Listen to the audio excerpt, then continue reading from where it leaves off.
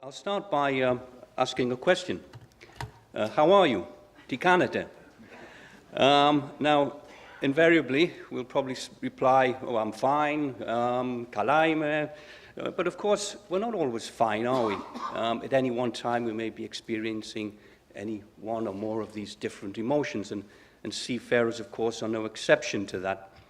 Now, we've been talking a little bit about autonomous ships, but I think it's safe to say that for the foreseeable future, we'll be seeing ships manned with people, for quite some time to come. So, the human element is still very important. Seafarers are the lifeblood of our industry. You will all be aware that the majority of accidents occurring at sea are said to be attributable to human error. That's pretty much widely accepted. But the term human error does disguise a variety of underlying problems, and that would include poor mental health, fatigue, and stress, and other issues. Now, perceptions of mental health. People with poor mental health sometimes are held up as figures of ridicule or weak-minded, but and especially in an environment such as on a ship, which, is predominantly manned by the male of the species. It's quite a macho environment, macho culture, so it tends not to be a lot of time for this sort of weakness. You'll typically be told to pull yourself together or man up or that sort of thing. But the reality is that people with mental health problems do tend to suffer in silence, which only exacerbates the problem, of course. If we look at the global situation, the WHO conducted a study a few years ago, and some of the findings are really quite stark. Almost 1 million people die due to suicide every year. And the second leading cause of death among young people, 15 to 29-year-olds, which is quite shocking. 75% of global suicides occurring in low and middle-income countries, from where most seafarers are naturally drawn these days. If we look at the UK Club's own statistics, in the period from 2006 to 2017, we have on file 355 cases where mental health issues were involved. And you will see from the presentation here that amongst those 355, we had 77 suicide cases. That is further broken down into 27 affirmed or confirmed cases, 20 assumed suicides, and 30 attempted suicides. Now, the feature of suicides is that very rarely there will be any witnesses. So this is why sometimes there are assumptions made. It's a very difficult area. It can be very difficult for the next of kin to come to terms with the fact that their loved one has taken their own life. And there can also be certain cultural or religious taboos involved with suicide, which makes the handling of these cases sometimes very difficult indeed. Our own statistics reveal a few worrying trends. A large proportion of suicide cases involve young seafarers. In 2015, 40% of the suicides involved cadets. There has been a marked increase in suicides in recent years from our own statistics, and it has to be borne in mind that this is only representative of one P&I club out of the 13 international group clubs. So if you proportionately scale that up, you can see that we have got quite a serious problem here.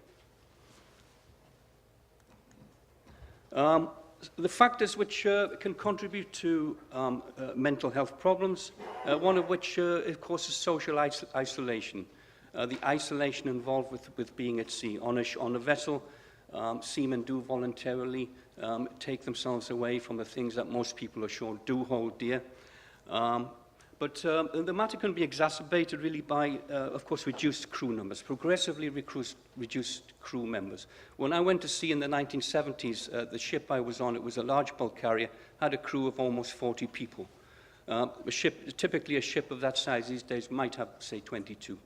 So that's a huge difference. So it reduces the prospect for social interaction on board the ship. Inadequate recreation facilities. I still do visit ships, and I often find that they are really quite inadequate, quite sterile, very uninviting places. A feature of the business, of course, faster turnarounds, reducing the opportunities for quality shore leave. It's just a fact of life.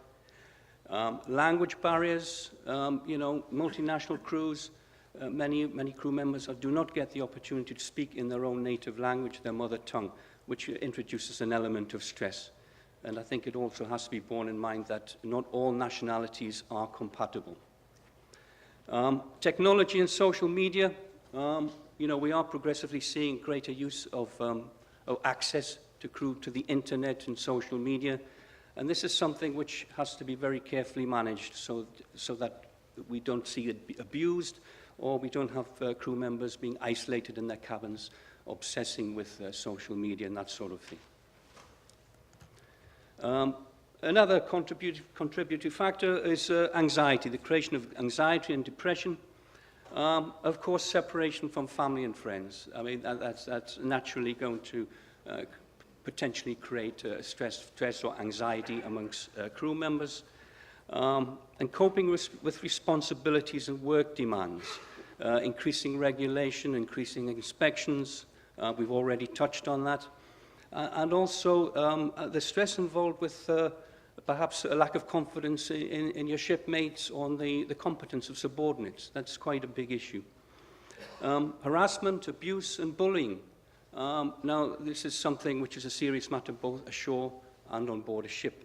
But the defining thing about a ship, of course, is that there's no refuge. A victim of abuse can't just go home and discuss it with the family. They're there 24 hours a day. Long, irregular hours on some trades and associated fatigue, yes, it still does happen, despite, STCW and MLC requirements. And I think the threat of piracy and the increasing criminalization of seafarers should also not be underestimated here. Personal issues, remote from the ship. The crew member may be going through a nasty divorce, splitting up on the girlfriend, that sort of thing. Financial worries, money worries, debt. This is not unusual amongst seafarers. Family problems, being remote from home. If there's a crisis at home, an ill child, for example, that again will increase the stress or anxiety of the seafarer. And health. If seamen are remote from professional medical facilities and doctors. So even minor complaints can be amplified in their own minds and create a stressful situation. So what are we going to do about this? How can we improve the situation? Well, this will not be exhaustive, but there are a few, I think, important elements here. One is raising awareness ashore and on board as to the problem. That the recognition that there is a problem, and being able to recognize the signs of mental distress. What are the triggers? What are the symptoms? What can we do about it? And to provide a channel of communication to the seafarers, both on board the vessel, so that they can discuss their problems openly, without ridicule, but also a channel of communication to shore, to the office, to the appropriate person, and even to health professionals. Provision of adequate communal spaces, fit for purpose communal spaces, properly equipped, comfortable spaces that are inviting, and encouraging other activities. It might be a weekly barbecue, for example. It might be some games, or the provision, say, of sporting bulletins and that sort of thing. And careful considering of the cultural factors, getting the cultural and nationality mix right so that you have a harmonious environment on board. Never underestimate the importance of pastoral and spiritual care. This is very important to certain seafarers. Filipinos, for example, tend to be very pious. So if there is the opportunity for them to be able to go ashore on a Sunday, go to church, that should be facilitated if at all possible. And the proper management of internet access to prevent abuse of that, people being isolated in their cabins, spending too much time on social media, that sort of thing. So the key here is prevention and early intervention. Now, there is help at hand. The Sailor Society do excellent work. They have their Wellness at Sea program. This has also been referred to before, and they're an excellent resource. We also have the International Seafarers Welfare and Assistance Network. They have a 24-hour helpline. It's a multilingual helpline, and also on their website, it is a very good resource for support and information. Our own initiatives, the UK P&I Club, we do reach out to our members in this respect. We've given a lot of attention, and we have been cooperating with mental health professionals and producing crew health advice bulletins. Now, these are freely available on the website for anybody to access, of course.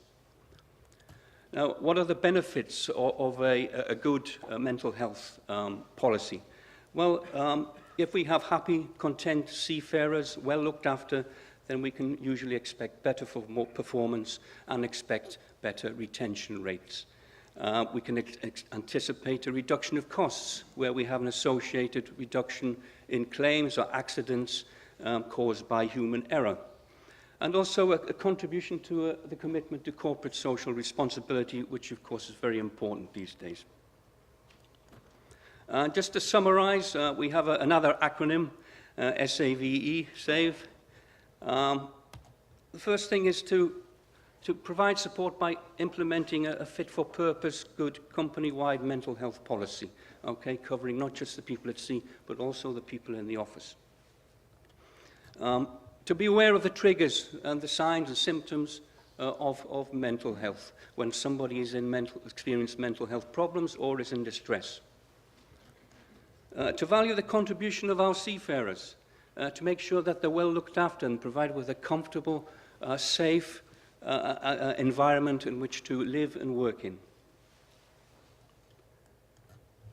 And education, you know, to be able to educate the options that are available, with respect to the options that are available to provide support for people with mental health problems. Sailor Society is one, and other groups who are doing excellent work in this respect. Thank you very much.